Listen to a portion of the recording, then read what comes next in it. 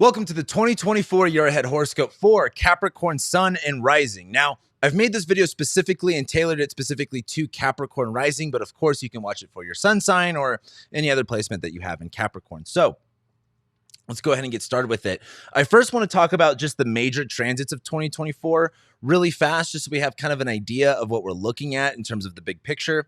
However, I also did a general 2024 overview video. So make sure you check that out if you just want my opinions on what this looks like on a mundane level. But we first start the year off with Pluto ingressing into Aquarius on January 20th.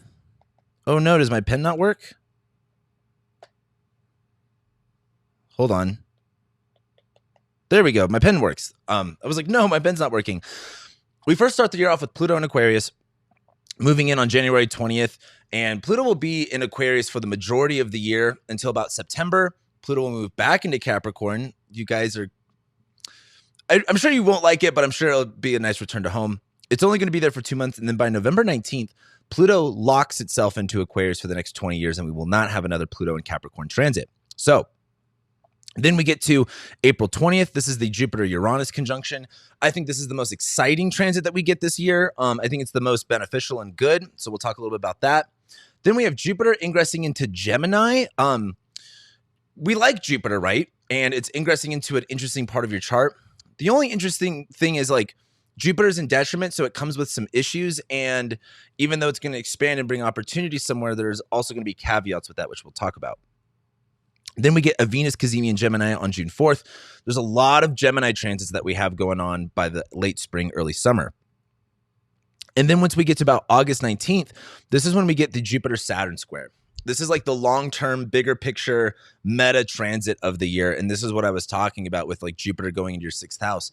It comes with caveats, which is it squares Saturn. And we get 2 of them. The first one's on August 19th.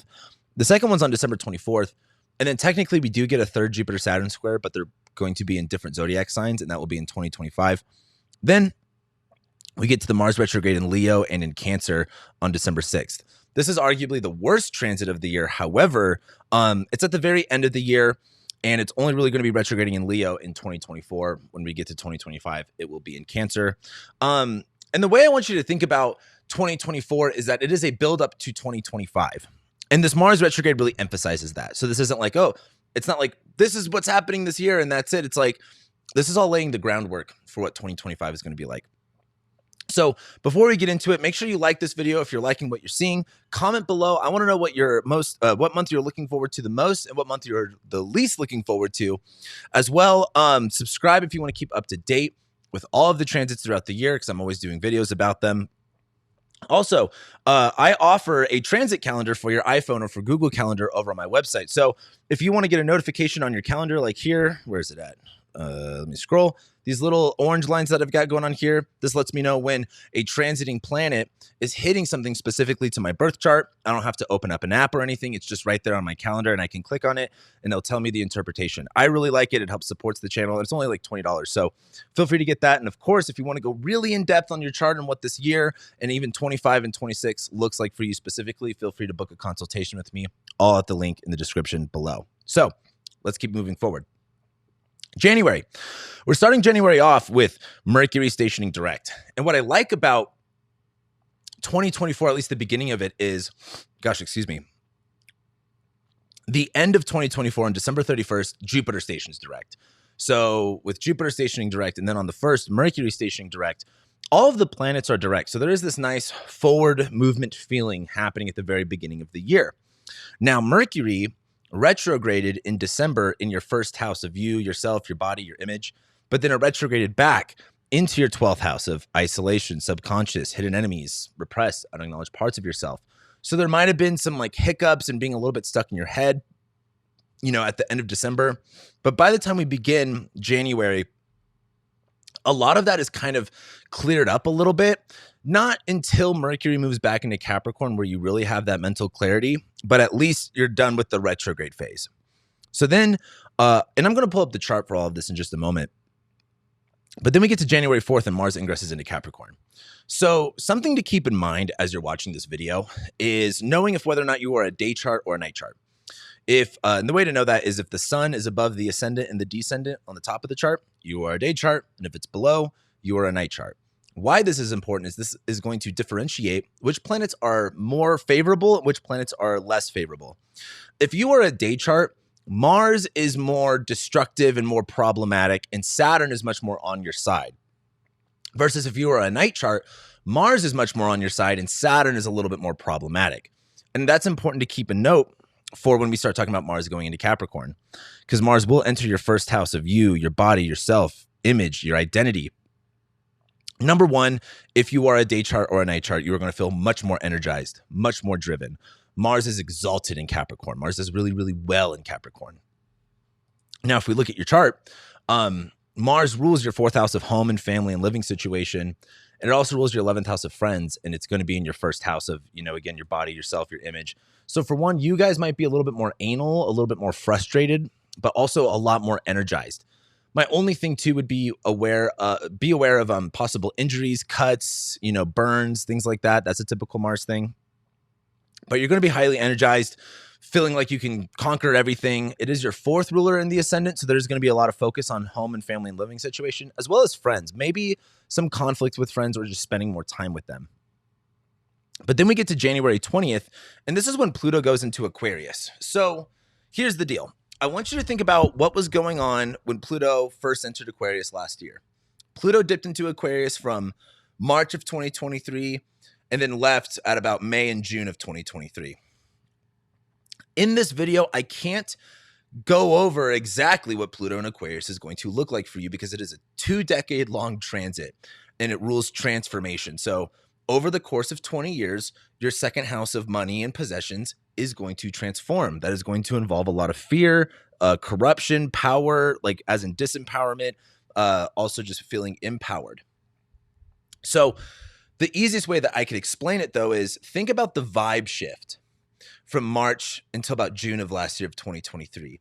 And was there less pressure and less like extremism related to you and yourself and more of that shifting into your second house of money? Because that's the same vibe that's going to be happening here. I just think the idea of Pluto leaving your first house is a more bigger feeling than Pluto just going into your second house. But there is a big shift with money going up for you on January 20th. And this leads us to February, because in February, it's all second house stuff for you. Number one, we have the Mars-Pluto conjunction on February 13th. Again, all of this stuff is in your second house of money and possessions. And the second house is like, it really is just money and your stuff. The other things it can rule is like things like food and things of like what you value. But for the majority of people, it's like, again, what you own and the money that you make. Now, again, Mars is fights and conflicts, frustration, inflammation, energy, ambition, drive.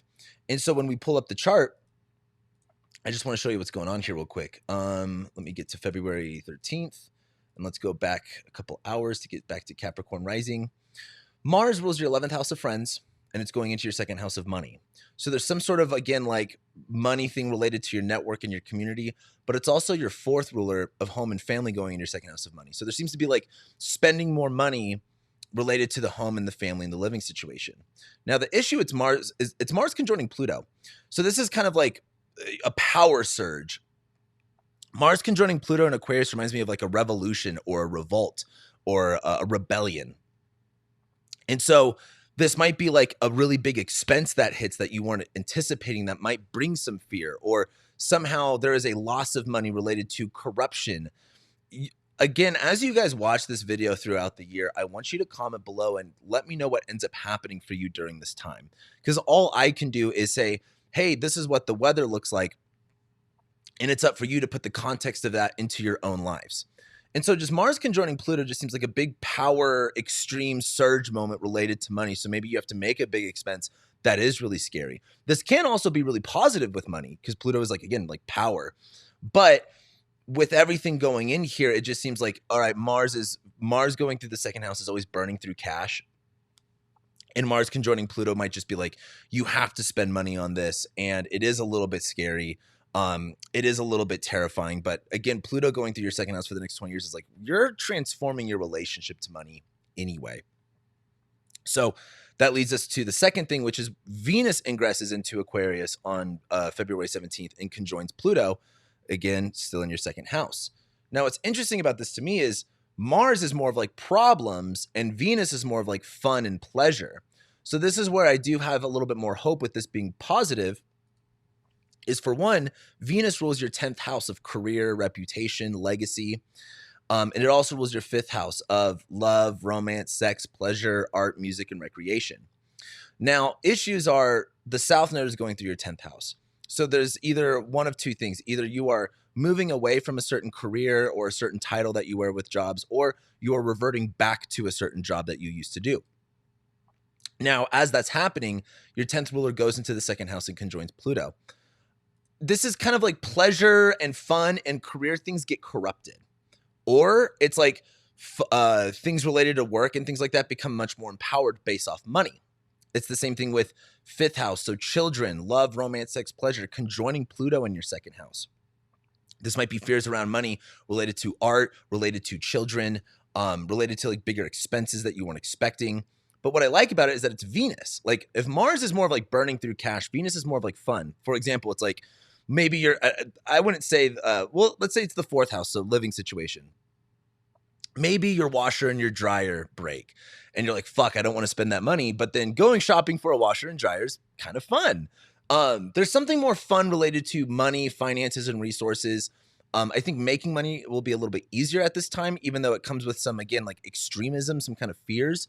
But there is, again, just while there's a little bit of like, I have to burn through this cash, at least you get to have fun spending the money, if that makes sense. So that leads us to the third thing, which is on February 22nd. This is about 5 days later. Venus conjoins Mars. Now, the reason I bring this up is Venus conjoining Mars is, again, like pleasure and pain being brought together. But the other part of it is now that they're a little bit away from Pluto, the anxiety is off. Like it's like, I think when everything slams into Pluto and Aquarius, it's like really extreme and reactionary and, just kind of overwhelmed feeling. But then as the days go on, it's less overwhelming and it's more of like, okay, I've got to spend this money, or how am I making this money? What do I have to do? I think things that are important to note is that this is your 10th ruler of career and your 11th ruler of friends conjoining in the 2nd house of money. So pay attention to your friends and your networks and your career related to money.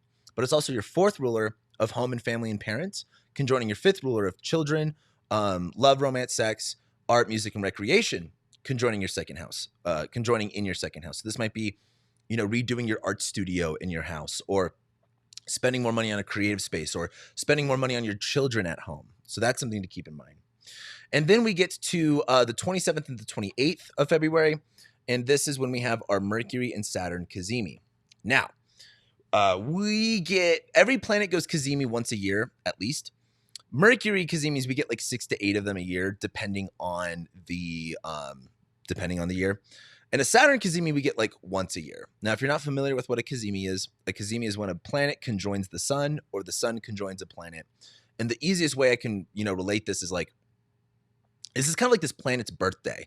It's resetting that planet's story for that year. And I want to talk a little bit about Saturn first. Saturn has been in Pisces since March of 2023. And if you want to know what like Saturn and Pisces is all about for you Capricorn risings, make sure you check out my Saturn and Pisces video.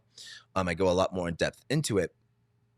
But Saturn is your ruling planet. So Saturn transits and whatever Saturn is doing is a little bit more important for you than usual.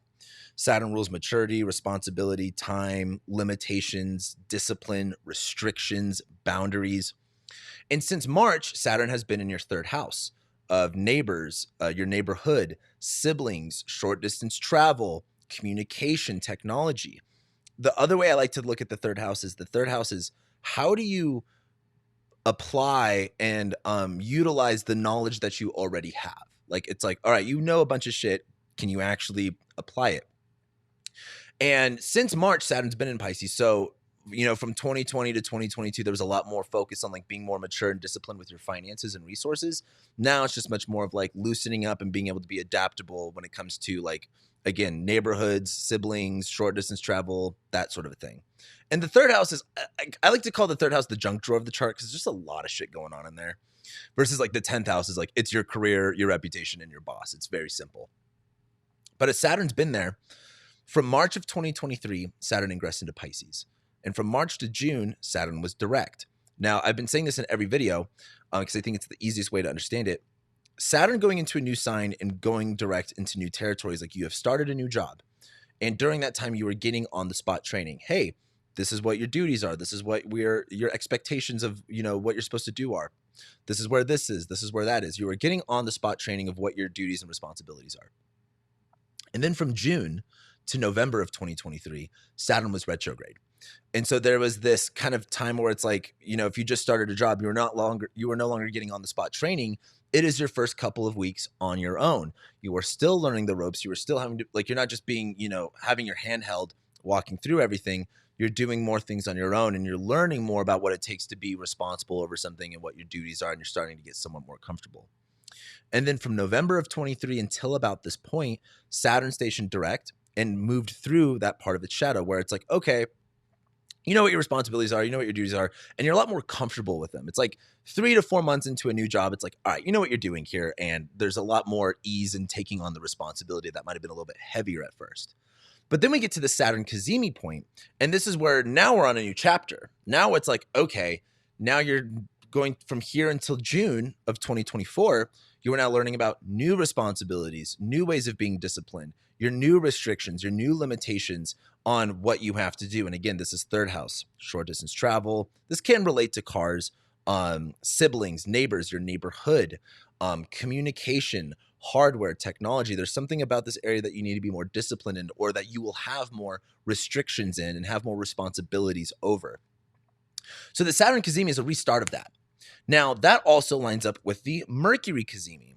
Now, let's go a little bit into that. So like I said before, Mercury Cazimis happen all the time. And a Mercury Cazimi is like something is communicated to you, or there is a fresh idea and something just like clicks in your brain like a light bulb moment.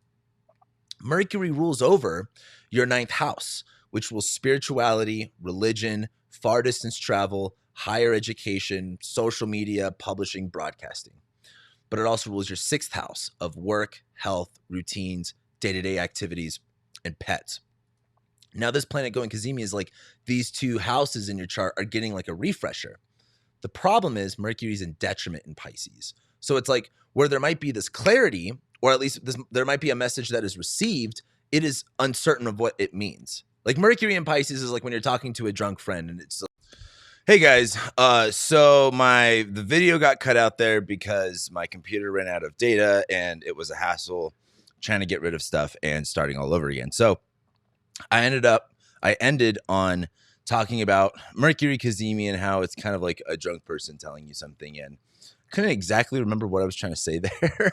But essentially, just to wrap this up, it's your 6th ruler of health, work, day-to-day activities, habits, coworkers, and pets.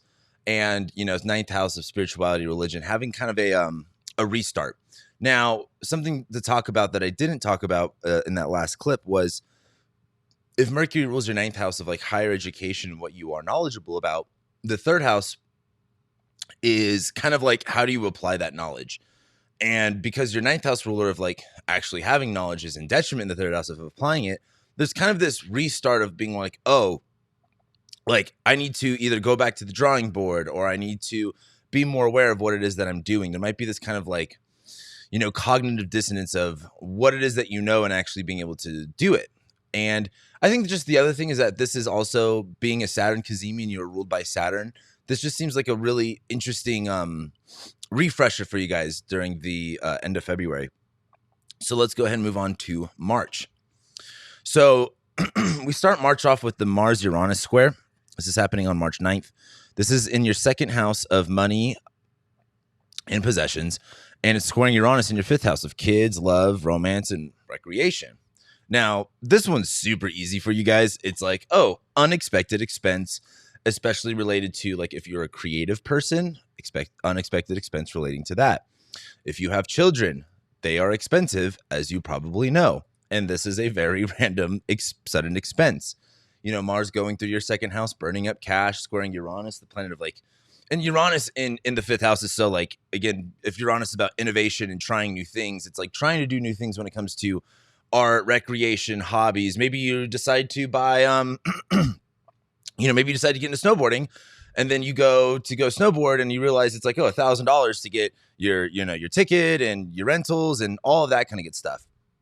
So that's kind of like just the big theme here is that there's some sort of random or sudden expense that maybe you weren't expecting, especially related to anything creative or love, romance, sex, pleasure kind of stuff. That might even be from friends too. Like, you know, you go, let's say you just go snowboarding and your friend's like, oh, like I need help with money with my, you know, pass to go up to the mountains. You're like, fuck, okay. So that's that. That one's an easy one for you guys. And then we get to March 11th, and this is when Venus ingresses into Pisces. Again, this is still in your third house, so siblings, neighbors, short distance travel. I'm actually really looking forward to this Venus and Pisces transit because it's really going to lighten the mood of the whole Saturn and Pisces situation. So with Saturn being in Pisces and you guys being more responsible, more mature, more serious in this area of your life of neighborhoods, neighbors, siblings, short distance travel, there being some more restrictions there. And while that can be heavy at times, I think just Venus going through there makes it more enjoyable. I can't think of the analogy that I've been using off the top of my head, but, you know, at least at this point, if this has been a very heavy area of your life or there's been a lot of, you know, responsibilities that have weighed you down, or maybe you're taking this area of your life too seriously, at least Venus going in there is having a little bit more fun. Especially that it is your 10th house ruler of career going into your third house.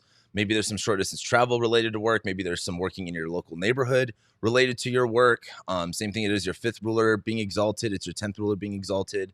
Love, romance, sex, pleasure, children, art, music is going to go really well. Same thing with career stuff. And it just seems like it's really going to lighten the mood. So I like that.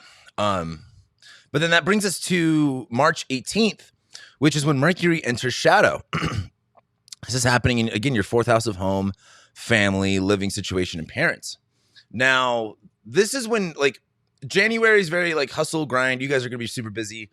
February for you guys is all about, like, money. March is a little weird. But once we get to this point, this is what's kind of building us up to April. And April is just a really, really wild month. And it kind of starts here on March 18th when Mercury enters shadow. We will have a Mercury retrograde in your 4th house. So there will be some delays, miscommunications, some changes going on related to your home and family and living situation. Now, Mercury is going to be like on Rahu. So this is like, I need to change this, or I need to do this, or how do I combat this? It's kind of like this really intense pull to do something here.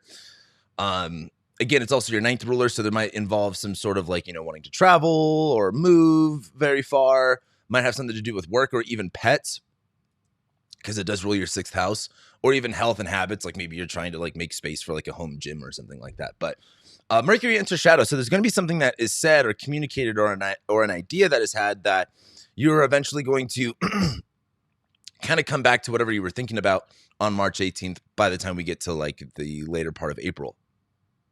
So Mercury enters shadow. That's building up everything in your 4th house. But then on March 25th, this is when we get the lunar eclipse in Libra. Again, 10th house, career, reputation, legacy. So I want you to think about, gosh, excuse me. I want you to think about what was going on in October of 2023, October 12th, 13th, 14th, sometime around that point, when we had that solar eclipse in Libra. And what changed for you guys related to work and career? Did you guys, you know, I've seen the South Node. I always forget to mention this, but this is something that's super relevant. Like the South Node can bring things up from the past. Have you returned to an old line of work? Like, have you started a job that you used to do? Are you feeling more tired or drained from your job? Are you looking into a new career? And I think that's the most important part of like the 10th house. Like the 6th house is more of like, you know, the 6th house is like, okay, if you work one retail job, the South Node going through there is like going into a different retail job, versus the 10th house is like going from retail to like working, you know, as like a plumber or some shit like that. That's the best analogy I can think of at the moment. This is like a straight up change of like career paths. So this lunar eclipse is kind of bringing up things that were seeds that were planted back in October. With the solar eclipse that was in your 10th house in October, there might have been like a really big reset, or at least a energy shift, like just a vibe shift going on with your career where like, I don't like this anymore. I need to move on. Something's not right. This is bringing all that back up. Like, all right, now where are you going to go? Now what do you want to do? And this might bring up relationship stuff too, since the moon does rule your 7th house. But nevertheless, this also starts eclipse season. And as we get into April, April's really wild.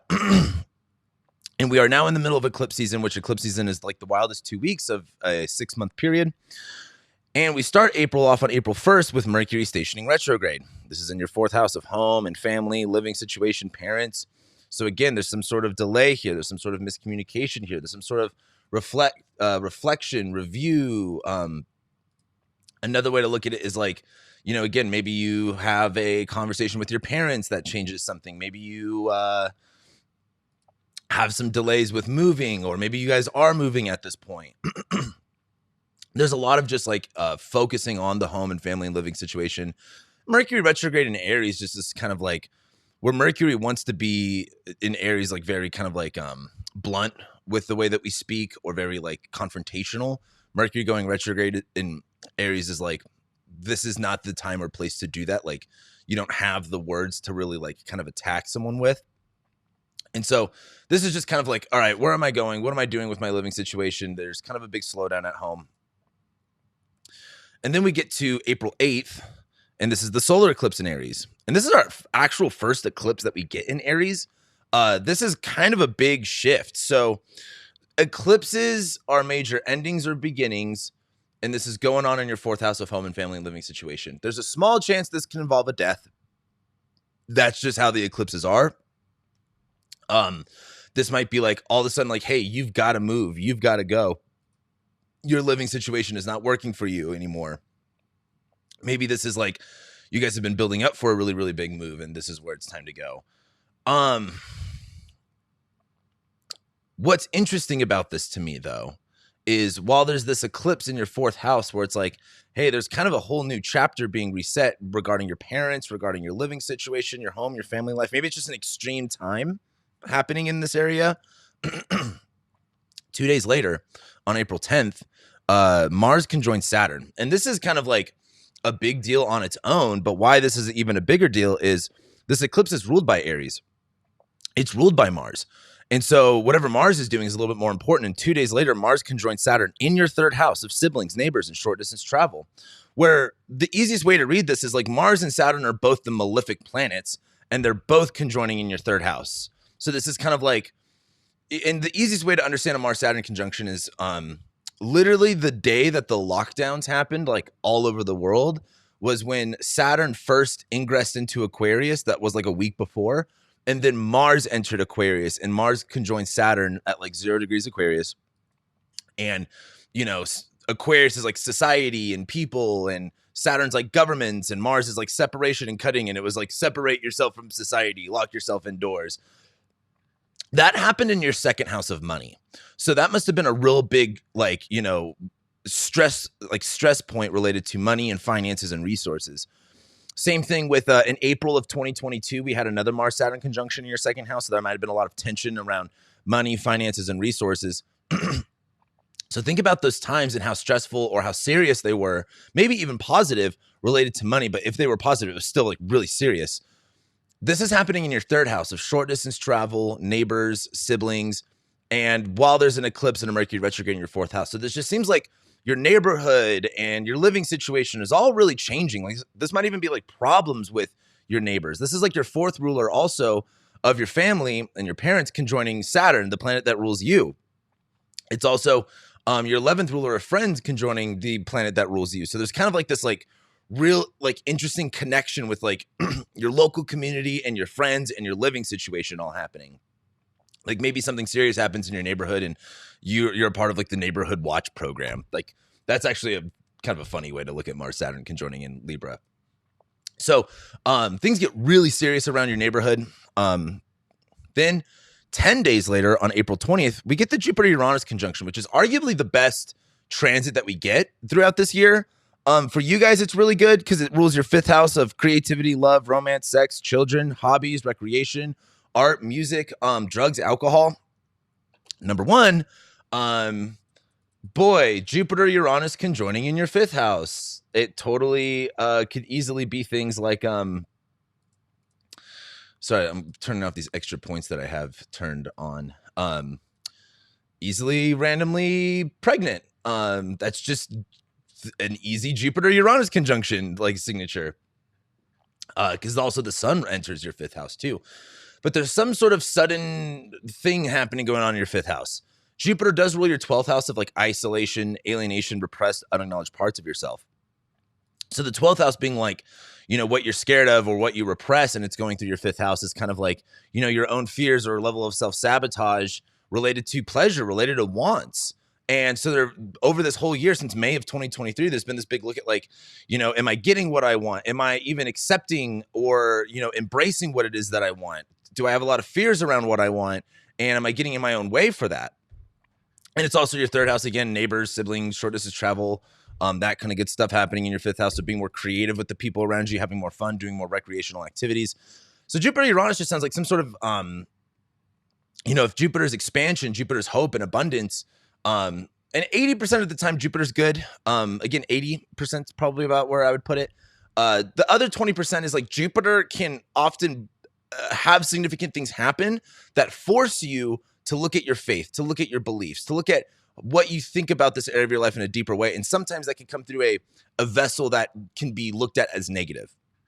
But Uranus rules innovation, liberation, freedom, innovation, ups and downs, the unexpected. And so Jupiter conjoining Uranus in your 5th is like, this wouldn't be too bad of a day to go gamble, in my opinion.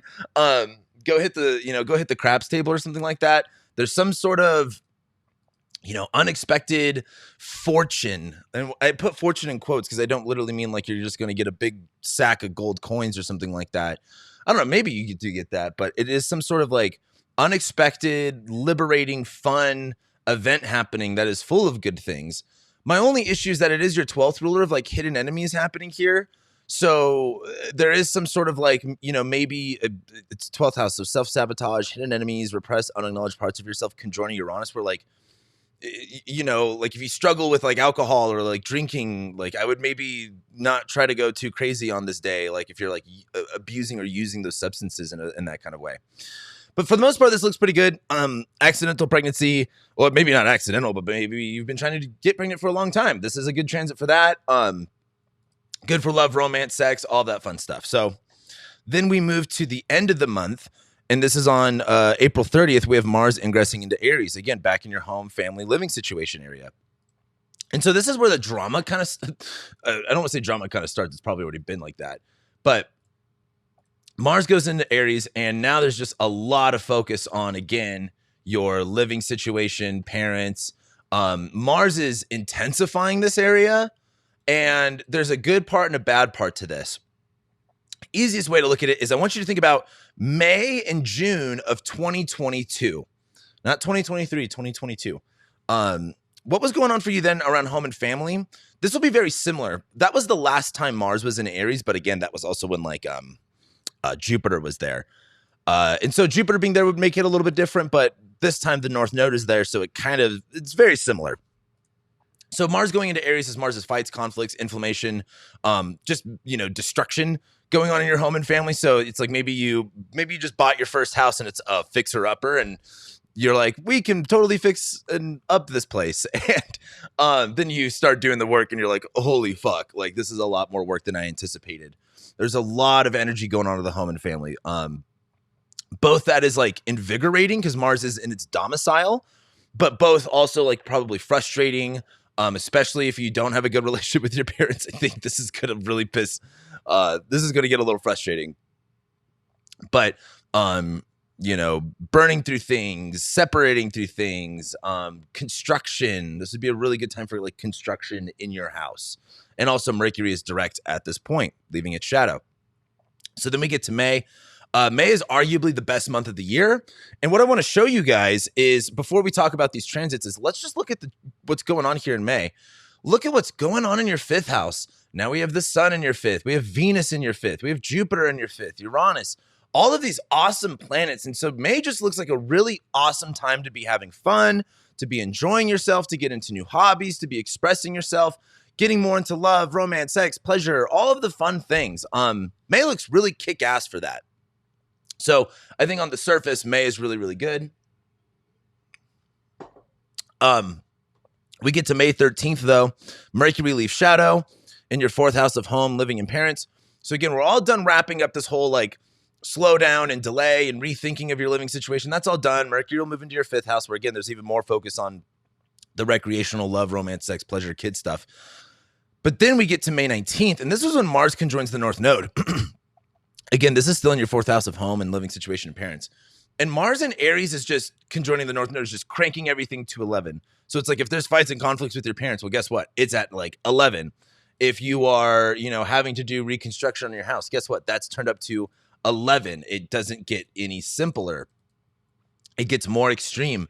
It's also your 11th house ruler of friends conjoining the North Node. So it's like there's like a lot of extreme stuff related to friends and home and family and living situation. This one's kind of hard to call because, for some people, this might be like maybe you move into a new place and it's nothing but problems. Maybe it's, during the eclipse season, your parents have some issues and you're trying to take care of them, or you're trying to organize, you going there and seeing them and all that kind of good stuff. But there's a lot of built up fighter and combative energy going on in your living situation and friends and community and stuff like that. And it's Mars on Rahu. Like it just gets turned up to 11. So just know when to like calm it down. Like you will feel like pressured to like act fast and do things immediately here. And I think it's not always a bad idea to just kind of like take a breath and chill for a minute. You don't always have to act off impulse. And then by the end of the month, Jupiter enters Gemini. This is now going into your 6th house of work, health, pets, routines, labor, coworkers, and employees. And the thing is here, Jupiter going into Gemini is really going to be a big health thing. Now, there's kind of a lot to talk about because Jupiter is in detriment in Gemini. So Jupiter, for one, is going to be about opportunities, faith, fortune, abundance, good luck. And it's going into your 6th house of work, health, routines, labor, day-to-day activities. So there's some sort of expansion here that's good, but it's in detriment. Like it's in Gemini, the dual-bodied sign. So this is like, oh, you get 2 jobs, and they're both good opportunities, and you're going to try to juggle them for a while. The problem is, you will find out throughout the rest of this year, and we'll talk about these transits, that there's kind of caveats to that it may not essentially work out for you. But a few other things is Jupiter does rule your 12th house of hidden enemies, self-sabotage, isolation, alienation, repressed, unacknowledged parts of yourself. The 12th house also rules hospitals. And your 12th ruler is like in detriment in the 6th, where I think a lot of this too can just be like, if you have any health issues or things that you have neglected about yourself, like that is going to catch up to you. And it's going to be really important to like, be aware of what your body is saying at this point. This might be a really good time to get more involved in your health, but I just think that you might find more like mental blockages than you might expect. It's also your 3rd ruler, again, of short distance travel, neighbors, siblings, communication going into detriment in your 6th, where it's like, for example, if you're working 2 jobs, they're both on the opposite sides of town. So you're going over here, you're going over there. Maybe, something to do with your neighbors and working with them. It's like, there's like, again, the easiest way to explain Jupiter and Gemini is like, especially in the 6th, is there's some opportunity happening here. And it'll probably be good for the first few months, but it's in detriment. Like it's not like, the most amazing thing. It's these 2 options and it might sound good on the surface, but then you're probably going to have to decide one or the other at some point. So, the other thing to know about Jupiter and Gemini is I want you guys to think about the last time Jupiter was in Gemini, which was around May, June of 2012.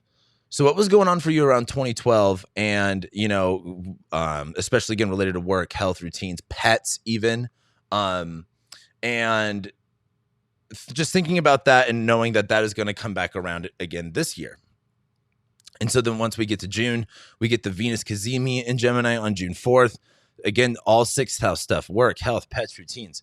Now, Venus, just like Venus goes retrograde in the same exact sign every 8 years, Venus goes Cazimi in the exact same sign every 8 years. So we've had one of these before. And I want you to think about what was going on in June, end of May, beginning of June of 2016.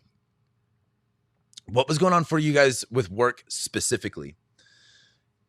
Venus rules your 10th house of career, and we've had the South Node here, right? There's like some sort of like either returning from the past or getting rid of something and moving on, and it's going Cazimi, so there's a refresh and a restart related to work, labor, day-to-day activities. It's also your 5th ruler of like, again, love, romance, creativity, sex, pleasure, children. Maybe this is working with kids. Maybe this is, working more with like your creative passions.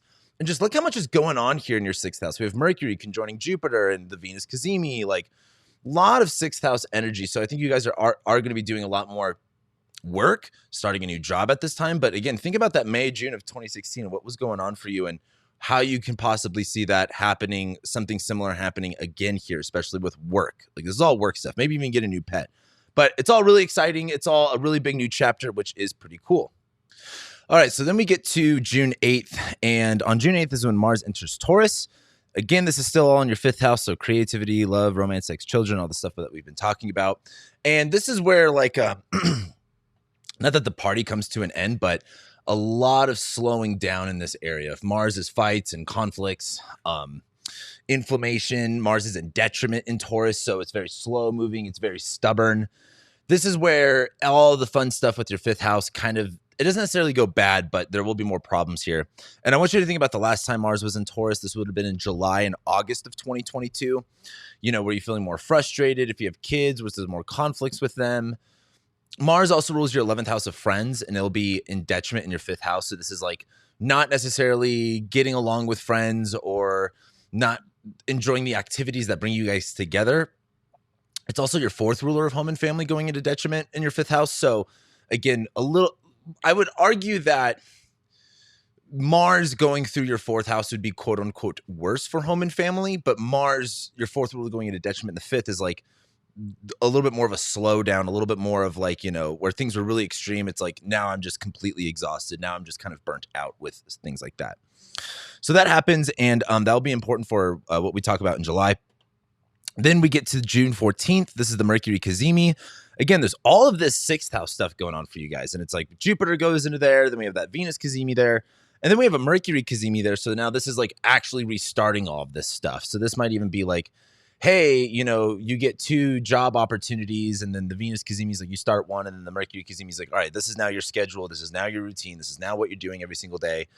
This could even be related to ninth house stuff. So again, publishing, broadcasting, far distance travel stuff, you guys get the deal. Or even starting, well, it's June, so maybe you're not starting school, but it is ninth house related. So that comes up. And then we get to June 30th.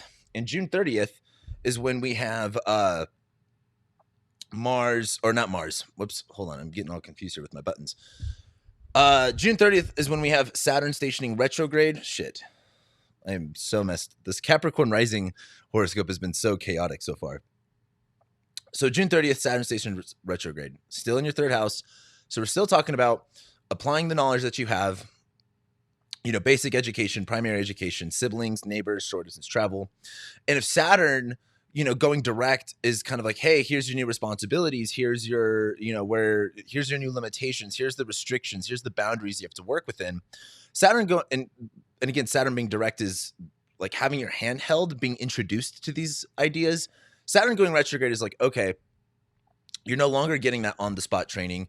You are now like working within these parameters, and you were dealing with like the growth edge of having to be more responsible, having to be more mature. This kind of area just slows down for you anyway. It is your first ruler, so it does have to deal with you. Maybe rethinking the community that you're in or the people that you're around. I mean, it's also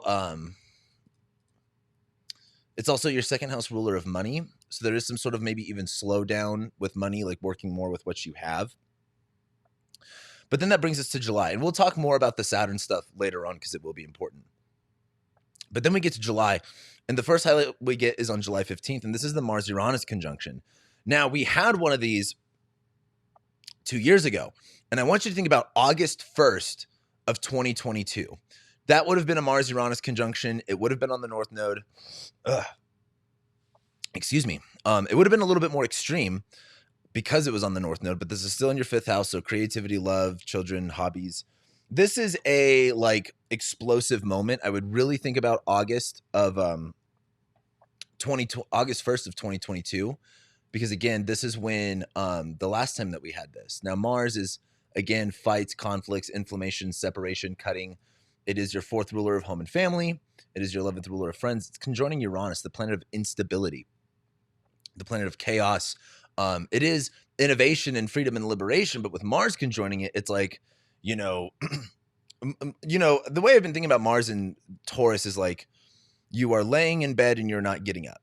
And if you lay in bed and you don't get up from it for like a month, if you randomly pop out of bed, like you will break your legs because they're not moving at all. That's what Mars conjoining Uranus reminds me of. Is like, I don't think you'll actually break your legs, but it's this kind of like where you've been dormant, where you've been docile. All of a sudden, there's like an explosive movement that kind of breaks things up. And again, this is art, music, recreation, love, romance, sex, pleasure, especially related to friends, especially related to like living situation stuff, kids, all that sort of stuff. So this is kind of a chaotic moment. That brings us to July 16th, the next day. And this is when Mercury enters shadow.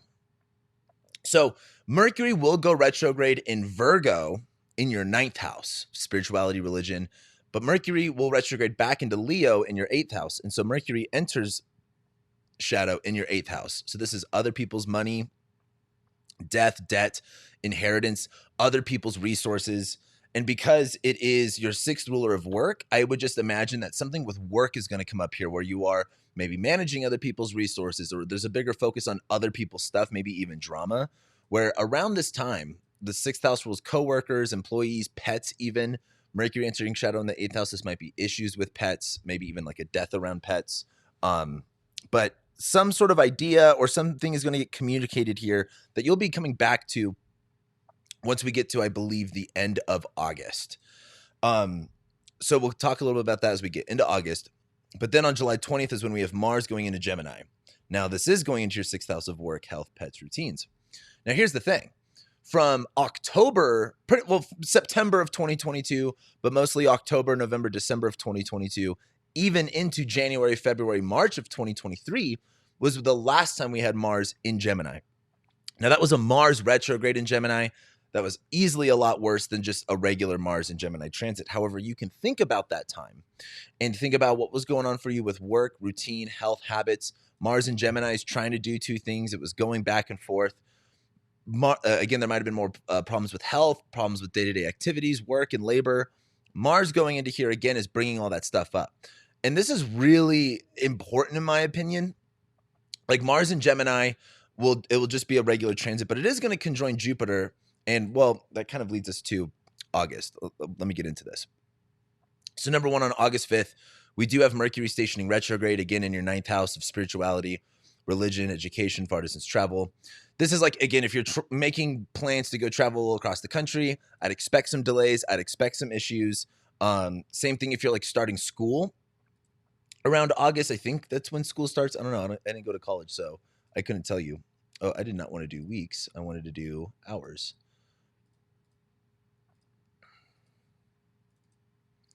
Yeah, so we get around here and Mercury stations retrograde in your 9th. So this is also your 6th ruler of work, labor, day-to-day activities, retrograding in your 9th house. So again, that might have to do with school, traveling, spirituality, broadcasting. Like there's just kind of like this slowdown and this rethinking of things in more of a spiritual sense for the most part. Miscommunications, delays, the typical Mercury retrograde stuff. But that leads us to the two big things of August. Now, January through June is really the highlight of the year, and things really slow down between July, August, September, and even October. And then November and December is when we see a lot more action. But we get this Mars-Jupiter conjunction on August 14th. Again, still in your 6th house, the same topics. But the Mars-Jupiter conjunction is like an explosion. Now, again, Jupiter in Gemini is like trying to seize the day with two good opportunities and being like, oh, I can do this and that. When Mars conjoins Jupiter, this is like, it's like trying to juggle 15 things and, you add in a 16th thing and everything just starts to fall apart. This could be potential injury. This could be potential sickness. Again, it's not like you're going to get fucking cancer or something like that, but more of like you're kind of just down and out for the count. You're taking on a lot here. This might be fights and conflicts again with neighbors because it is your 4th ruler conjoining your 3rd ruler. So maybe like a blow up moment or getting a lot of like aggression. So that happens here. But why this Mars-Jupiter conjunction is so important is 5 days later on the 19th is when we get that Jupiter-Saturn square I was talking about in the beginning of this video. Again, it's in your 6th house and your 3rd house. Now, something I think about a lot with the 3rd house, like the 6th house is like habits and routines, like automatic, don't have to think about them. The third house is more of like running errands and like what do you do in your free time and what does your schedule look like? And I know that can get a little bit confusing, but this is where you kind of go, oh, I can't do both of these things. If your third ruler, short distance travel, is in detriment in your sixth, it's like, oh, maybe you're working two jobs. And again, they're like, this is an example, but if you're working two jobs and they're both on the opposite side of towns, this is that moment where you kind of go, I don't know if I can do this. I don't know if I could balance these two things. And Saturn is retrograde at this point. So you're like, again, we're coming back to that. You've already been introduced to all of your new responsibilities and all your new obligations, but now you're kind of like, the analogy I've been using, I don't know if I've used this yet in this video, but Saturn being like direct and going through a new part of a zodiac sign is like doing the classroom work, and Saturn retrograde and even Jupiter retrograde is like doing the field work. And like things might make sense on paper when you're in a classroom in a controlled setting, but then when you go out to the real world and apply it, like you run into a lot more issues. And so Saturn being retrograde is like doing that field work. Like, okay, this is all the things I'm responsible for. But with your third ruler in detriment in the sixth, it's like, you're not just going to have the time for this. And so there's this kind of back and forth, like, again, that Mars-Jupiter conjunction is something happens to where like things get a little bit out of control with your work and your routine. And you get to this point where you go, both of these opportunities are great. I like them. However, I don't have the time management. I can't do both of these things all at once. And you'll come back to this in December for a solution, but this is just the moment where you realize the greater issue. So then we get to September. September's like the most boring month. We get Pluto ingressing into Capricorn on September 1st. Home sweet home, Pluto's been in Capricorn for 16 years at this point. I don't think it's going to feel that much different. The more extreme energy comes back to you, yourself, your body, feeling probably overwhelmed. But the good news is we only get Pluto in Capricorn for like another 2 months. And then after that, we're done with it forever. So I'm not too concerned about this. Then we get to the 3rd of September and Venus conjoins the South Node. Again, this is in your 10th house of career, reputation, legacy. And we had a Venus South Node conjunction in what's it called? Late November of 2023. And so Venus conjoining the South Node here is kind of like, all right, work is nice. I like what I'm doing. It's all good and dandy, but Venus conjoining the South Node is like, this is draining. This is exhausting. I don't like this anymore. It might be nice. Like it's kind of like, maybe you have a really nice car. This is more of an analogy. You have a nice car. It's a good car, but it doesn't fulfill your needs anymore, or it's not really what you want anymore. There's nothing wrong with the car. It's nice, but it's not up to your standards or what exactly you need or even want at this moment. So this is relating to career, reputation, legacy stuff where it's like, hey, I don't like, this is a nice job. I might like it, but I got to move on from it. It's very bittersweet. It's also your 5th ruler. So love, romance, sex, pleasure, children, stuff like that. Like there's some sort of moving on here. And it's like, it's nice, but this is going away. And again, the South Node can bring up things from the past. But we get to the 4th the next day and Mars ingresses into Cancer. So this is going to be important because it's going into your 7th house of relationships, partners, your spouse, or any other significant individuals in your life. And the problem with this is Mars is fallen in Cancer. Mars likes to be in the sign of war and energy and ambition, and Cancer is the sign of like nurturing and protecting and babies and, very soft and cuddly. When Mars goes into Cancer, it's a much more defensive. It's much more crabby. It's much more like emotionally irate. And Mars will go into your 7th house of relationships where there's this kind of like heaviness in relationships and emotional insecurity in relationships. Now, if you're like a night chart, again, this is more of kind of being more softer on the edges in relationships, being more of the protector or the nurturer. And I want you to think about April of 2023. That was like the last time Mars went into Cancer in your 7th house. So what was going on with relationships for you then? And you could bring you could think about that of what was going on then. And this will be very similar. This one's going to be different though, because Mars will retrograde in this area, but that starts in 2025. Now, your 11th house ruler of friends is fallen in the 7th. So there is this kind of like, maybe in your friend group, there's like one friend that is kind of like, not being the bestest friend, or there's some drama between you guys. It's also your 4th ruler of parents and family, and it's fallen in your 7th. So there might be like one parent or one family member that's really like bothering you, or there's some drama. And of course, we will get back into that. But once we get to October, we start eclipse season again. And we have that solar eclipse in Libra. Again, 10th house, career, reputation, all that good stuff. And once we get to the solar eclipse, hold on, let me get back here. And once we get to the solar eclipse, think about October 12th, 13th, 14th of 2023. What shifted with your career? What shifted with your legacy? And this is all South Node stuff. Like, what did you have to get rid of, or what came up from the past again that you're maybe moving more into? This is the same thing. It's like this is a formal closing out of a certain chapter related to your career, your reputation, and legacy, and those sort of things. So that starts eclipse season for October. We then get to October 4th, and Mars enters shadow. This is going to be important because Mars will retrograde and come back to this area, but it won't be until 2025. So that's the most important thing to understand. It's your 7th house again of relationships. So this might be a fight, a conflict, an insecurity in a relationship that you're going to come back to here by March. There's a whole movement thing going on with relationships for you at this time. It might be with a family member, it might be with a friend, or your significant other.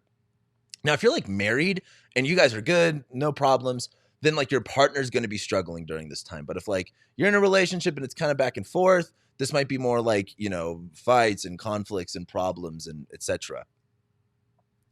So then we get to October 9th, and this is when Jupiter stations retrograde.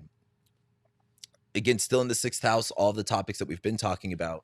And this is that slowdown. This is that, okay, Jupiter in your 6th would have brought a lot more opportunities with work and health. But as Jupiter goes retrograde, it's like, when everything's going your way, it's easy to have faith. But when, the gravy train kind of stops, are you still going to remain faithful? Are you still going to remain excited? And this is the same, like Jupiter's about spirituality and faith. And so there's been a big look at that when it comes to work and pets and, labor and things like that. And as Jupiter goes retrograde, this is kind of like the good luck has kind of ran out. The expansion has ran out. And now you have to do more of the internal reflection work. And again, what do you want to do for work? And, again, you're still maybe in the situation where you're doing these 2 jobs and you're trying to figure out how to get out of them or better balance them. That's how I look at this. And it's the same thing with the Saturn retrograde thing that I just said a moment ago, where Jupiter being direct is like doing the classroom work. It's very easy to make sense. Like, for example, when you read something about spirituality, like meditating, when you read it on paper, it sounds easy, but then you actually go to meditate, you're like, this is fucking hard. It's not that easy. And that's like Jupiter retrograde is like doing the field work. It's like, okay, how do I actually apply this faith and this philosophy within my work, my health, my routines? That will be a big deal as we get into December when we get to the next Jupiter-Saturn square. And then, okay, so I might have messed up. This isn't actually a lunar eclipse in Aries on October 17th. Technically, I think the eclipses start in Virgo and Pisces at this time. But my problem is there's so much that happens in the whole Pisces-Virgo axis in 2025 that I don't think that becomes important until 2025. But if this is not an eclipse, this is still a highlight of the 4th house where we just had so much action going on. And so the other thing is, with this being a full moon, quote unquote, in your 4th house of home and family, this is revealing information about your home and family. But the moon is in Aries. It's ruled by Mars. Well, Mars is in Cancer. It's ruled by the moon. And this full moon squares Mars. So there's this kind of like illumination around home, family, parents, and a relationship that all kind of comes into conflict here. So I think this is going to be very revealing of certain issues related to the living situation and partners and relationships. But that brings us to November. By the time we get into November, Mars will ingress into Leo. It's going to go into your 8th house of other people's money, death, debt, inheritance. I wouldn't be surprised if there was some sort of a death for you guys somewhere in the family. Typically, when I'm doing consultations, I can see stuff like that pretty easily. But it is your 4th ruler of home and family going into the 8th house, where it will station retrograde. And you are having eclipses in your 4th and 10th house of like the parents. So that might come up. Like, again, if your parents are fine and healthy, then I wouldn't worry about it. But like, some of you might have parents that are kind of on their last leg. That might bring this up. But Mars goes into Leo, where there's more fights, conflicts, and, inflammation relating to your partner's money, related to shared resources, death, debt, taxes, inheritance. There's going to be some issues around this. Especially with your 11th house ruler of friends in the 8th too. So like sharing things with friends or even drama around friends. But what I like about Mars in Leo is a lot more confident. It's a lot more brave. It's a lot more courageous. But that doesn't last long, and I'm going to explain why. Then we get Mercury going into shadow. It's going into shadow, and it will retrograde in your 12th house again of isolation, the subconscious, hidden enemies, fears, phobias. Very similar to how we started the year with Mercury in your 12th house, and back in December of 2023, how Mercury went into shadow in your 12th house. This is kind of being stuck in your head, maybe again being sick, being down and out for the count for the most part. I think this Mercury retrograde's funny though, because it will be opposite Jupiter. Like when we move, like Mercury rules your 6th house and it's in detriment in your 12th house, and Jupiter rules your 12th house and it's in detriment in your 6th house. So this is all like working out for a lot of the health things, hidden enemies related to work and career, trying to get your schedule together. Like this is all like Mercury is the trickster, and I just find this Mercury retrograde being very trickster energy and fun, in my opinion, for that. Versus it's not like, yes, this Mercury retrograde will have typical Mercury retrograde problems, but this just seems a little bit more dramatic than normal, but like more goofy. Then we get to the 19th of November. Pluto moves into Aquarius, where it will stay for 2 decades. From November of 2024 to July of 25, every major planet will ingress into a new sign. Pluto moves into Aquarius. Neptune moves into Aries. Uranus moves into Gemini. Saturn moves into Aries. Jupiter moves into Cancer. So there's a lot of big shifts happening in the world, and probably in your personal life too, starting here in November. But Pluto goes back into your 2nd house, talking about all that stuff with money. Then Saturn stations direct on November 15th. I know I just said the 19th. I got these dates mixed up. Sorry. But Saturn stations direct, again, in your 3rd house, siblings, neighbors, short distance travel, knowing what you have to do. Saturn stationing direct is like, okay, I'm more comfortable with what my responsibilities are and what restrictions and limitations I have in operating within them. I now feel comfortable taking on this responsibility. I now feel comfortable in the situation that I am, and I'm willing to move forward in what it is I have to be responsible over. So we like that, and that will be important once we get to December. But then again, Mercury stations retrograde November 25th, 12th house. Again, this is kind of just being lost in your head, kind of just being stuck in your head. Just Mercury retrograde in your 12th house is like la la la la la, like it's all very loud in there. Too many ideas, too many thoughts racing. Especially again, this might be health issues. This might be work issues, coworker issues, like drama around that kind of good stuff. Also, same thing with like Mercury does rule your 9th house of spirituality and religion and things like that, and it is in your 12th house. So this might be kind of like not shaking your fist at God, but just asking deeper questions and not necessarily knowing the answers to your questions related to your spirituality or religion. Or if you're in school, I mean, school should be like on break at this point, but I think you guys know what I'm trying to say here. But then we get to December, Mars stations retrograde, again, in your 8th house of other people's money, death, and debt.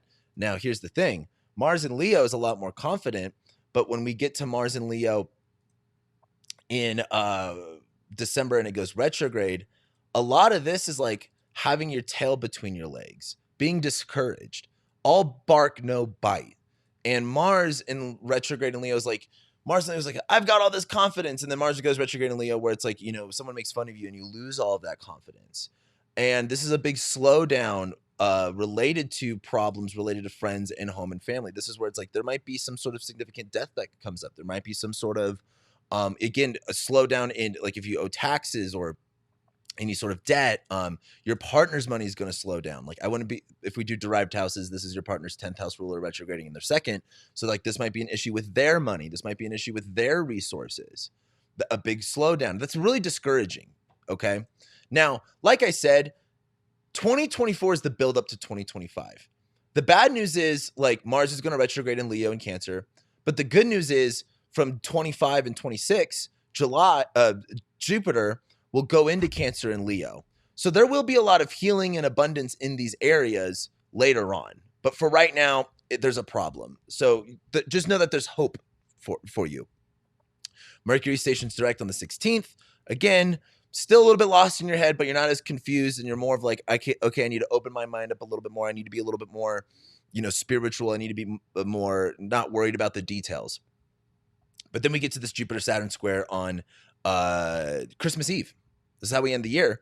And the difference here is in August, it was like, oh, realizing, hey, in order to be responsible, maybe I can't take both of these opportunities. This is kind of like that solution where it's like, okay, this is what I can handle. This is what I can do. This is what it's like, okay, maybe you need to say no to something in order to say yes to something else. And Saturn being in your third house is like, I need to be more restrictive, more disciplined within my schedule, my time, and my community. And that might mean I might not be able to take an opportunity with work or employment or helping other people. This is kind of just being a little bit more mature about how you handle this situation that came back up in August. And that's this year. So like I said before, make sure you like this video. Let me know that you like it. Comment below. Let me know what month you're looking forward to. Let me know what month you're not looking forward to. And let me know how you think, given everything that I've said, this year is going to end up playing out for you in the comments below. Subscribe to the channel if you haven't already to keep up to date with everything that's going to be going on in 2024 and 2025 and everything. Make sure to download that transit calendar for your iPhone or Google Calendar to stay up to date with when transits are hitting your chart. As well, feel free to book a consultation with me to go even deeper into your chart and all the Time Lord stuff. And so, anyway, with that being said, I love and appreciate you guys, and I'll be seeing you next time.